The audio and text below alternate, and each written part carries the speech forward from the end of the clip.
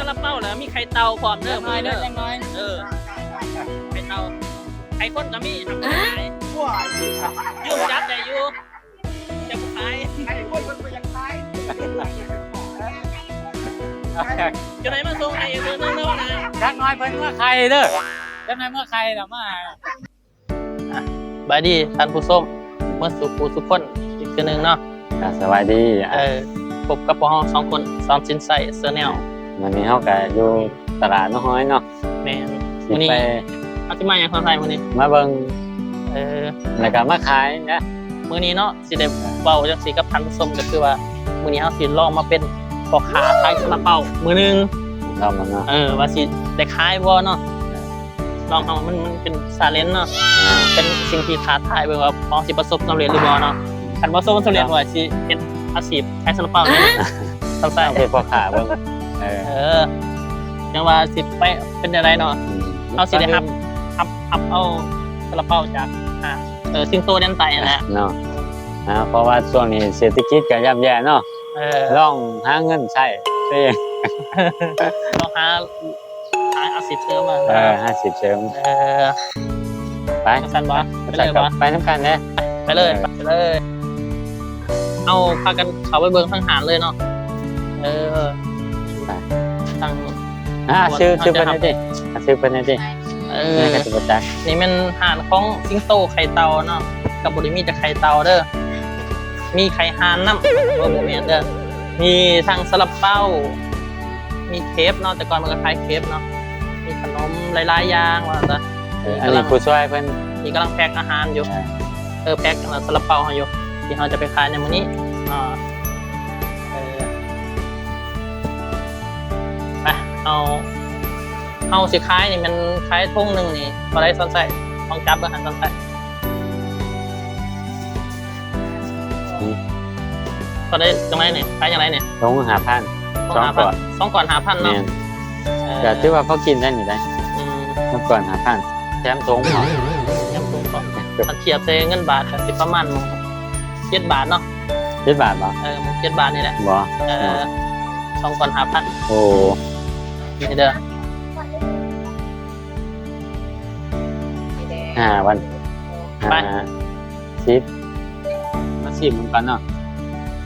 สิเมืองว่าสิผ่านบ่เป็นตะไคร้บ่ ดี ว่าซะ ใจโอ้คักเว้ยอันนี้บ่ทันชิมได้นี่ยังหน้าตาเป็นตะกินเนาะไทยแล้วก็มีหมูมีเส้นร้อนแป้งเนาะ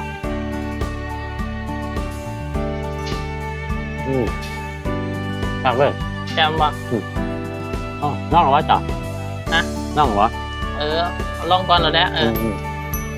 ไปชิมกันเนาะ เป็นจะได้รสชาติ นุ่มดีแซ่บหอม โอ้ แล้วหนึ่งไง ยังไม่หันหอนบ่ แม่น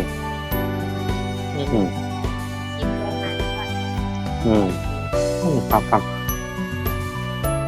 ไปมาเนี่ยไปมีแต่ห้างเกียมโตเดินทางออกไปเลยเนาะ นี่เหมือนกัน ซื้อบ่ซื้อไปเสี่ยมที่ยังอันหนึ่งนี่เอาเลยดิเอา10,000วะ 10,000นะยกเล่นนี่เด้อ10,000เด้อ 10,000จะ ว้า ต ว ก วะ ไหน นี่ลองซี่มือซี่ขยันว่าจะเมาเมิดอยู่ 10,000นะเนาะขาดไปตรงทำอีก ไปเฮาไปหน่วยขาใต้ทำมือส่งข้างใน อันนี้ผู้ช่วย เงิ เพิ่ น น มาพอ บัตรซี่ เงินสดงดกินนี่เด้อ เอาแต่เงินสดเด้อ เป็นเงินสดเงินอ้วนกับเบาย กเงินในที่ท เอา ำได้ละ ขายไปแล้ว2 ก่อน2 ผง 10,000ไปเนาะที่ว่าห้านแดกแห่งมาเนาะได้ไปแล้วได้เงินทางไปทางนี่ รอท่านนี่ โอ้มันนี่คนไทยที่เนาะท่านธรรมศิลป์ไปกาที่ว่าเจ้าค้ายไปเรื่อย ครับบอสซาลาเปาสาว2 ก่อน5,000 อ๋อ2,500ท้ายว่าจะมันนี่ ซื้อไปเด้ออย่าให้หมดก่อนเดี๋ยวสิจะได้เด้อฮะ โอ้ ขาดไปแล้วเท่าไหร่น่ะตัวไหนน่ะ เอาซาลาเปาว่า ต้ หั อ ว งกิน ข หน่ นา อ ด ย บ่ยี่หรอวะแม่ค้าอุ้ยไปเอาบนในซาลาเปาเนี่ยเอาบ่ทางนั้นฮะมีหน่อยเดียวได้นี่บุหอดซิปพงทำนี่เบิดปลาเด้เปลี่ยนได้บ่ โอ้ยเพิ่นให้2หลอกวันนั้นกิน สองดอก 2หลอกไหนฟังดีๆไหน ดอกเก็ตดิเอาวะแม่ซาลาเปาบ่ห่วยมันคนละอย่างได้แม่ตัวนี้แม่ตัวเรียนนี่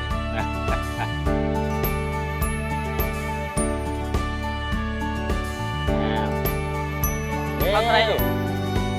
เอาเบิร์ดมานะเอาครับทุกคนเราก็ได้ขายไปตามทางไปเรื่ เดี๋ยว อย ก่อนเงินหายเด้อ ๆผ่านไป มี เรื่อย น้อยๆเด้อมีจำ ๆข้า กั ว ด เดียว เด้อ ก็ มี สิเบิร์ด เด้ ไป อ เนาะ มาเงินทอดมา นี่ตลาดน้อยเนาะ ทอด10 บาทมาสื่อสารในเมื่อก่อนเด้อ ไปละจัดไปละผู้ซอยเพิ่นนี่2ไปบรรยากาศมันนี่คนได้เว้ย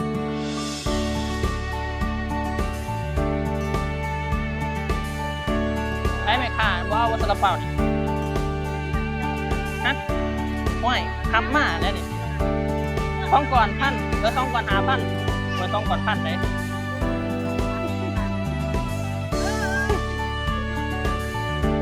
วิไปกินวะห่วยซาลาเปาเด้อเอาวะ หรือว่าแรกนี่ห่วงว่ะเต้นแรกอยู่ว่ะ แดกอีหัวใส่เด้อ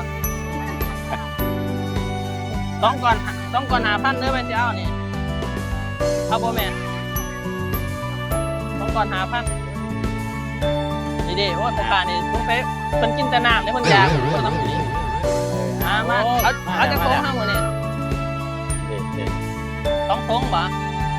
ไหวมาต้องโค้งเพิ่นกินแต่น้ำบ่มีตอนเอาไปเอาตอนมาให้นี่ หรือว่าแรกน้ำมันก็ได้ป่ะเนาะขายน้ำเพิ่นมาอุดหนุนซอยการบ้าน เป ที่ ลี่ยน สิ เปลี่ยนอันนั้นเด้อสนบดีเด้อเปลี่ยนซุปเปอร์ใหม่เด้อบัดนี้ครับ การบ้านข้าวเดียวเนาะคือสิเบิร์ดไปแล้ว ซุปเปอร์อะไรยังเดียวบ่พอไป แหน่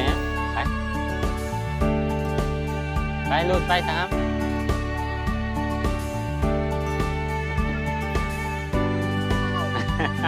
โอ้เพิ่นเคยขายไก่เตาแล้วมาขายซาลาเปาลงอาบอซาลาเปาเพิ่นนี่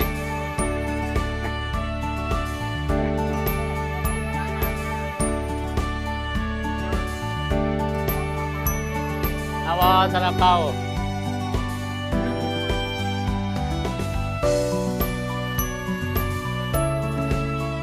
ยังไปเรื่อยๆครับ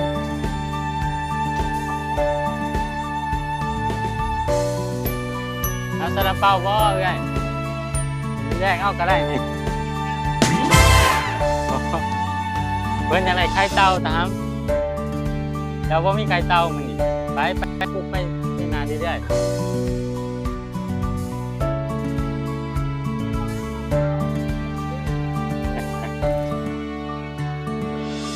นี่ซาลาเปาเพิ่นบ่นี่ยังไม่นี่ได้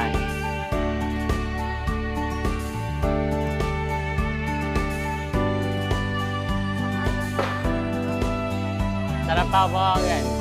คือซอยร้านนี้นี่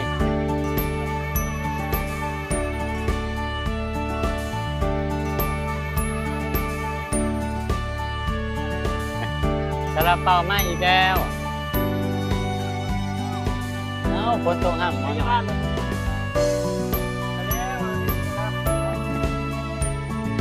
่อยไปเข้าห้องกันมันนี่ปีมาปีแล้วฝนตกห้ามเนาะฝนเนาะจากนอกคายมาเลยสักพักฝนตกห้ามเปิดเบิ้งกระสันยังจะคงก็ได้รุ่นเบิ้ง นั่นเหลือ4 ธงอ่ะ ที่ทงเนาะ รอต่อ มี4 ธงเหลือไป4 ธงน่ะซื้อบอสเธอเปล่า ซาลาเปาซอยร้านบอล อ้เป็นคายหอย ถูกไว้เนี่ย ลูกไปนี่แหละ แม่จะบอก โอ้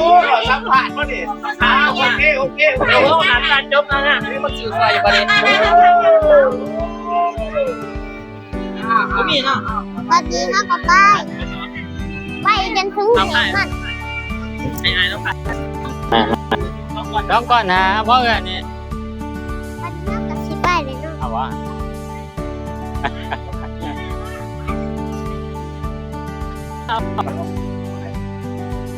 เอาซอยจัก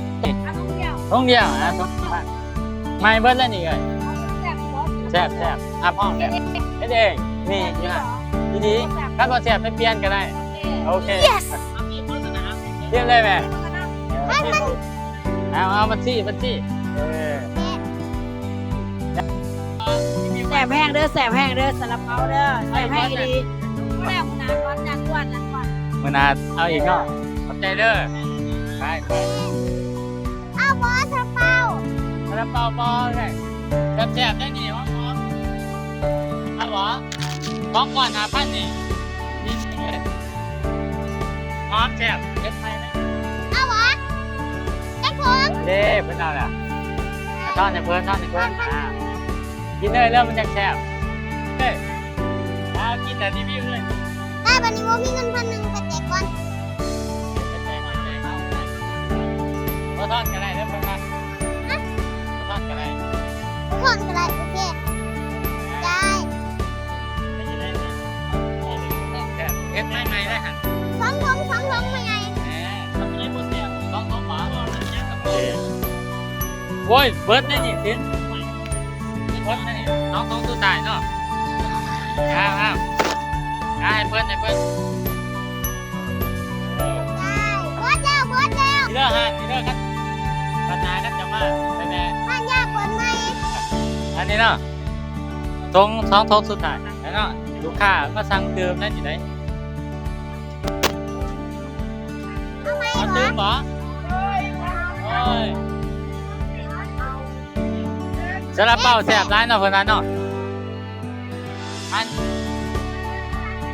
คือว่าเพิ่นจะได้ให้เฮาสิแปลว่าให้ไหมกันมาเอาใหม่ไหม ซาลาเปาหันยังหนึ่งอยู่เอาหมดมาเลยไอ้มาใหม่ก็ต้องเป็นห่วงเด้อ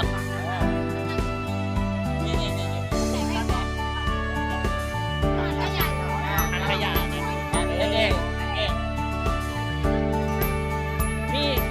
มีซาลาเปาแล้วมีไข่เตาพร้อมเด้อพายเด้อไข่เตา